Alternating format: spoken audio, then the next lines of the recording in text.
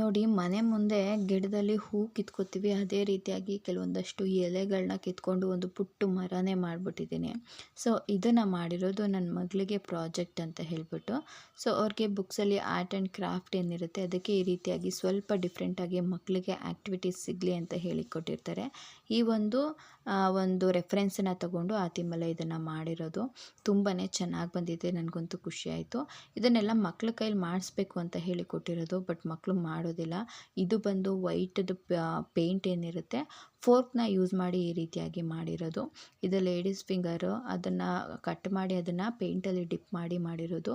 So ಇದನ್ನು ಸರ್ಕಲಲ್ಲಿ ಪೇಂಟಿಗೆ drip ಮಾಡಿ ಮಾಡಿರೋವಂತಹದ್ದು, colour ಮಾಡಿರೋವಂತಹದ್ದು, ಮತ್ತು ಪುಟ್ಟದಾಗಿ ಡ್ರಾಯಿಂಗ್ ಮಾಡೋದು, ಕಟ್ ಆ್ಯಂಡ್ ಪೇಸ್ಟು, ಮತ್ತು ಅವರು ತಂಬ್ ಇಂಪ್ರೆಷನ್ಸ್ನ ಕೊಡೋ ಅಂಥದ್ದು.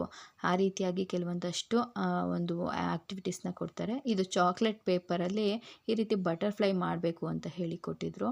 ಸೊ ಇದನ್ನೆಲ್ಲ ಮಕ್ಕಳ ಕೈಯಲ್ಲಿ ಮಾಡಿಸೋದು ತುಂಬಾ ಕಷ್ಟ. ಸೊ ಏನಪ್ಪ ಅಂತ ಅಂದರೆ ಅವ್ರದ್ದು ಕಾಲಿನ ಫಿಂಗರು, ಕೈಯಿನ ಫಿಂಗರ್ ಎಲ್ಲ ಇದು ತುಂಬಾ ಚೆನ್ನಾಗಿ ಸಿಗುತ್ತೆ. ಸೊ ಬುಕ್ಸು ಮಿಸ್ ಆದರೂ ಕೂಡ ನನ್ನ ಮಗಳು ಮಾಡಿರುವಂತಹ ಈ ಪ್ರಾಜೆಕ್ಟ್ಸು, ಈ ಆ್ಯಕ್ಟಿವಿಟೀಸ್ ನನಗೆ ಬೇಕು. ಸೊ ಹಾಗಾಗಿ ನಾನು ಇದನ್ನು ಒಂದು ಕ್ಯಾಪ್ಚರ್ ಮಾಡಿದ್ದೀನಿ. ನೋಡ್ತಾ ಇರ್ಬೋದು ಎಷ್ಟು ಬ್ಯೂಟಿಫುಲ್ ಆಗಿದೆ.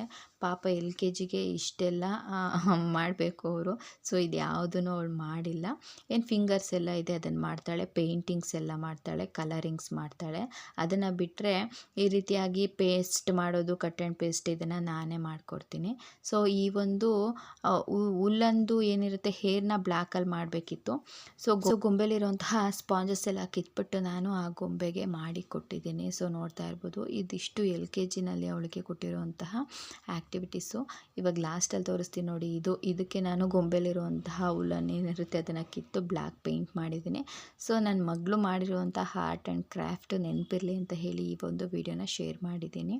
ಸೊ ನಿಮ್ಮ ಮಕ್ಕಳಲ್ಲೂ ಕೂಡ ಇದೇ ರೀತಿ ಆ್ಯಕ್ಟಿವಿಟೀಸ್ನ ಮಾಡಿಸಿ ಅಂತ ಹೇಳಿ ವಿಡಿಯೋ ಮುಗಿಸ್ತೀನಿ.